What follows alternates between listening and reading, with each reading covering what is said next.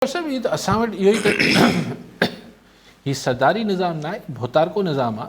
असां वटि इहो आहे त साईं ही सघारो उम्मीदवार आहे, ही असांजो चङो आहे, ही बिरादरी जो चङो मुड़ुसु आहे, ही असांखे साईं असांजो अबो आहे, असांजो ख़्यालु करे थो, असीं जा बच्चा आहियूं, फलाण ढिमकाण, अलाए छा ॻाल्हाइबो आहे।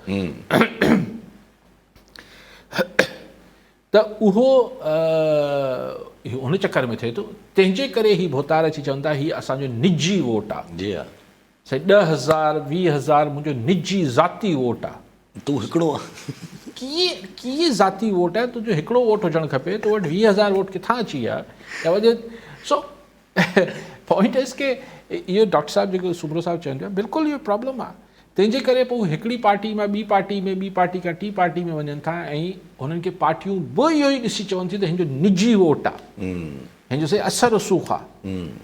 ऐं अवाम ज़ाहिर आहे असांजी अवाम बसि छा कजे, पर डॉक्टर साहिबु जेके अहिड़ा ईअं भोतारनि जे पोयां हलनि था, मूंखे हुननि खां वधीक मयार जेको आउं ॾींदो आहियां उहो साञे वंदनि खे ॾींदो आहियां, जेको इहे सम्झनि था। मिसाल ख़ुदि डॉक्टर साहिबु तव्हां वोट ॾियण महिल ई ज़ात पात ऐं भोतारकी ऐं हीअ सभु शयूं हिकिड़ो त छा पासीरे रखो था, ऐं जे रखो था त पोइ वोट बि ॾियो था या नथा ॾियो। अगरि असांजो जेको हीउ सम्झू क्लास आहे, जेको हिन सभिनी ॻाल्हियुनि खे सम्झे थो ऐं हिननि ॻाल्हियुनि खे लाइ नासूर बि सम्झे थो, उहो उनजी अक्सरियत वोट करणु वञे ई नथी। जी हा, पोइ सॼो जेको आहे दाहूं ऐं मयारूं आहिनि उहो आम ख़बर ख़ान ख़मीसे ख़ान लाइ आहिनि।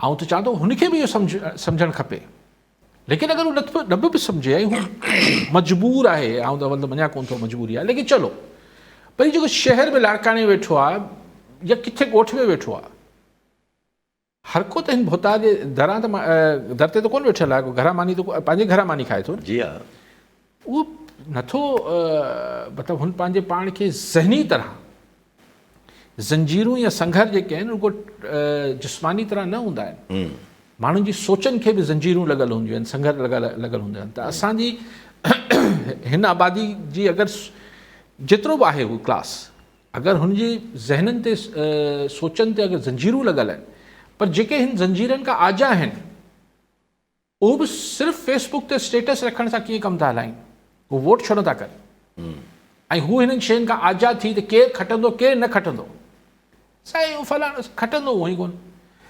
अच्छा पोइ अची ॻाल्हि, साईं हे बि जेको आहे ओढ़ो ई आहे, या को लेसर ईवल बि का शइ हूंदी आहे? हलो मञी वरितोसीं त 19-20 आहिनि, भला 19 त आहे न। असां वटि वोट न ॾियण या को अमल न करण जा एतिरा बहाना आहिनि। जी हा, जी हा, एतिरा असां जवाज़ ठाहियो वेठा आहियूं, पोइ रुॻो असीं पाण मयार ॾींदा आहियूं, यार न ई न कयो,